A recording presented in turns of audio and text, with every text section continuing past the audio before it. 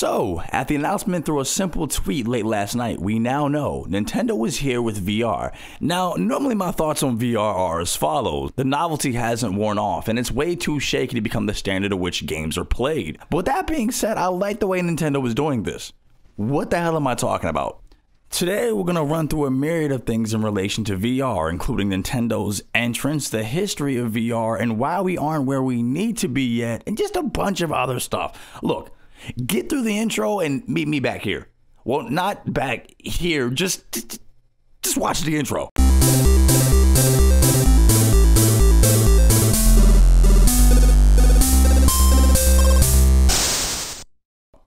If you're new to this channel, chances are you haven't heard our thoughts on VR, and let me just tell you that they pretty much are echoed throughout the entire team.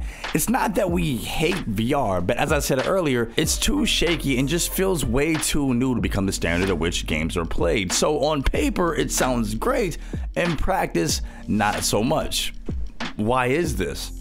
The mainstream market got its first taste of the virtual reality back in 2016 with the Oculus Rift, HD Vive, and PlayStation VR. But with costs being as high as they were, and hell, still are, and with no consistent level of quality between experiences, VR as a whole has a very long way to go before it's just the norm, despite how innovative and full of possibilities and potential it is. Point is, VR needs more time. The truth is, virtual reality as a concept has been around for decades, and while modern headsets are certainly an improvement and advancement over the sword of Damocles back in 1968, oh yeah, like I said, it's been a while. But like I said, although we made great progress, we still need to make more. Nevertheless, however, here we find ourselves. Nintendo has just announced that through the Toy-Con Kit 4, they themselves have entered the VR space, and that no later than April 12th, this product will finally be released. Okay, so you might be asking, what makes them so special, Logan? What the heck? You're so biased, it's unbelievable. First of all, please lower your tone. Second off, Nintendo pairing this VR experience with Labo already knocked off one of my many early cons in regard to VR, the price. Labo kits have never exceeded $70, which in all actuality is a bargain for all that's included and for what's able to be done. And I imagine Toy-Con Kit 4 will end up being somewhere in this ballpark. And there you would have it, a VR experience at the price that is a far cry from the alternative models. This announcement did strike me as a little odd though. This wasn't even a passing mention in the last Direct, and maybe there's a reason for that, which brings me to my next point. Again, if this was a separate entity, a separate headset that was somehow attached to the Switch and not a part of the Labo line, I wouldn't like this as much.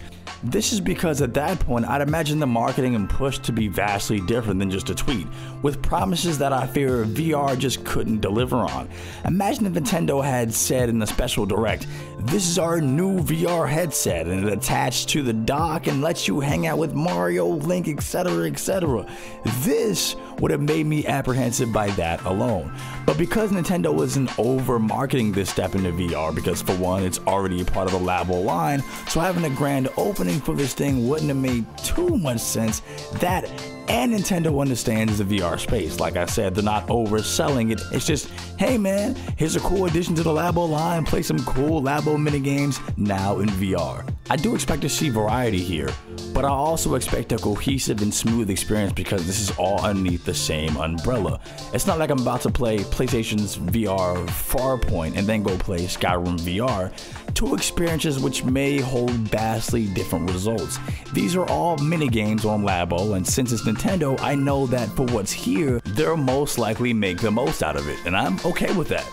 I'm glad that Nintendo is playing this the way they are, because if you haven't checked their Twitter, funny coming from me, hey, follow me on Twitter by the way, you wouldn't have known about this, and maybe this is a small hint on what's to come from their future. I would love to one day celebrate with you guys in a 20-minute long video about how Star Fox finally has a VR option in a game, which is totally where all Nintendo's actual VR efforts should go, because that would be cool. But one day that would be cool. But for now, we're just not ready. But why? As I've said before, VR has been around conceptually for decades, and by now of all times, we should have something phenomenal, right?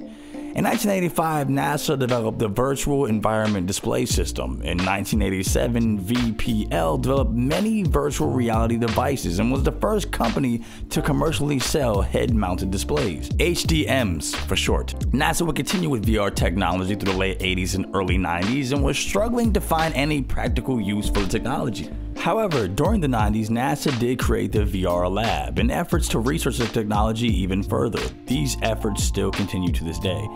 In 1991, Sega announced Sega VR, although due to numerous issues such as development and fears of the effects it would have on the general public, the project was later canceled in 1994. That would have just been awful. In 1995, oh yeah, I forgot about this. Sorry. For good reason though. Jaguar VR, Virtuality, VFX1 headgear, Cybermax VR, eyeglasses, and a bunch of other VR headsets in the 90s were absolute failures.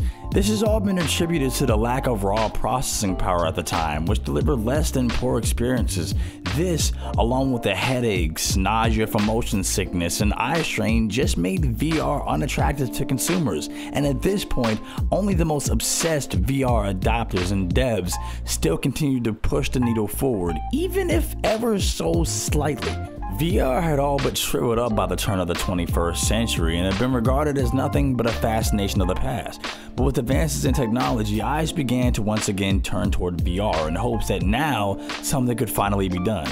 Fast forward a few years later, and that pretty much leads us to where we are today. But even now, VR isn't exactly a norm in every household. We've got a while to go yet before that's the case. It just feels off. The full potential has yet to be realized, and while it is very exciting to think of just where this could take us in the future, and maybe one day it'll be just as normal as picking up a controller, who knows, but just not now. Labo hasn't exactly set the world on fire, and to be honest, before researching for this video, I was completely unaware that we even made it to kit number 4 already.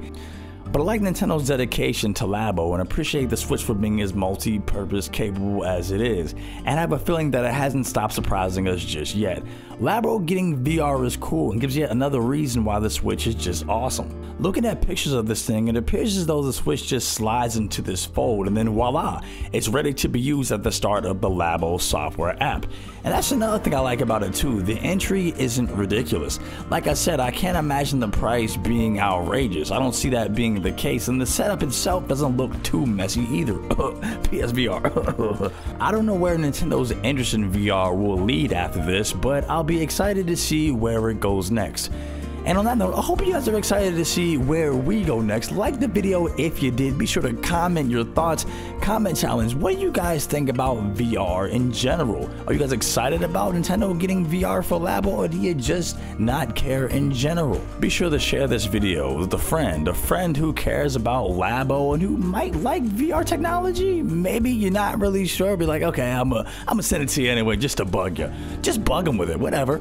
Also, be sure to check in every Tuesday, Wednesday, and Thursday at 4 p.m. Eastern Time for videos just like this one. Saturday, 4 p.m. podcasts go up. Wednesday, streams to 5 p.m.